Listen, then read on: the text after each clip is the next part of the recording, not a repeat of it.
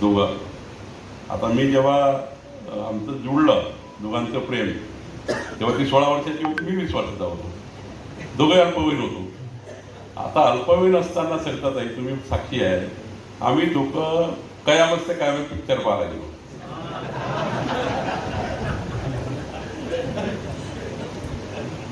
सरिताताईचं घर ते अलंकार टाकीत जेवढून 200 मीटरवर आहे. त्या कयामत से कयामत पिक्चर पाहून बाहेर आला, पोलिसांनी आम्हाला पकडलं. फुलारी साहेब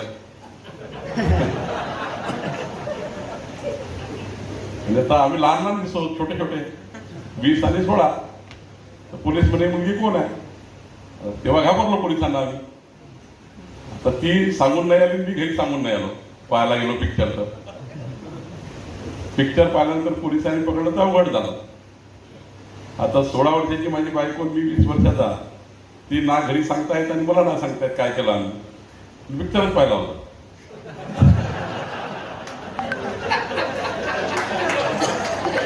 त्या काळात काही फालतू चालायचं नाही, त्या काळाचा होता.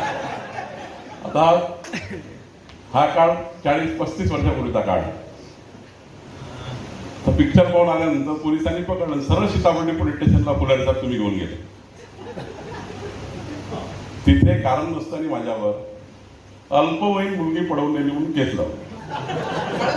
हा, पळवून नेली. 363, 366 टाकत झालो पोलिसांच्या बाजूला. 363, 366. मी 7 दिवस सेंट्रल जेलमध्ये राहिलो. सेशन कोर्टाची ट्राय झाली, कारण 363, 366 सेशन ट्रायल आहे. मला 1.5 वर्ष कोर्टात जावं लागतं. माझी बायको जी झाली आहे ती वारंवार सांगायची, मी पळून नाही आलो, मी दोघे पिक्चर पाहायला आलो, मला कोणी पळून नेलं नाही.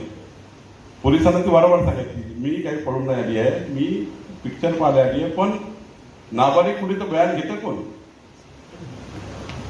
तिच्या आईवडिलाचं बयान घेतलं. आईवडिलांनी सांगितलं, हो बाई. आता नाबालिक असल्यामुळे तिचं त्यावेळी पोलिसांनी बयान काही ऍक्सेप्ट केलं नाही. आणि पोलिसांनी आईवडिलाचं बयान घेतलं, तिच्या भावाचं बयान घेतलं. आईवडिलाला काही माहित नाही, भावाला काही माहित नव्हतं काय झालं, हे पिक्चर पाहायला गेले की कशाला गेले. त्यांनी स्टेटमेंट देऊन टाकलं, होय आमची मुलगी गायब झाली. तर खरं तर अशा घटना घडतात जीवनामध्ये. मग आमचं लग्न झालं. सेशन कोर्टमध्ये कोर्टाने सांगितलं की अल्पवयीन मुलगी जरी असली, फुलारी साहेब अल्पवयीन मुलगी जरी असली, पण ती ॲक्युजकडनं बयान देते की मी पडून गेली नाही. माझ्या बायकोलाही सांगायला लागलं कोर्टात, मी पळून गेली नाही, माझ्या नवऱ्याला मी पळून नेलो होतो.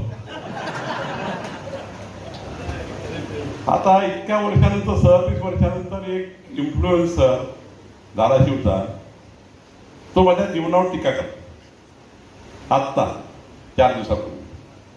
आणि म्हणतो की बावनकुळेंचं आयुष्य असं आहे की लहान लहान पुढी पडवून नेल्या, हे केलं ते केलं. आता मला 2 नातवंड आहे, मुलगा आहे, मुलगी आहे, 4 नातू झालेले आहेत. इतकं झाल्यानंतर 40 वर्षानंतर एक इन्फ्लुएन्स देतो की बावनकुळेंनी मुली पडून नेली होती. फार वाईट आहे त्यांचं जीवन. त्यालाही माहित नाही माझी बायको आहे, थोडी माहिती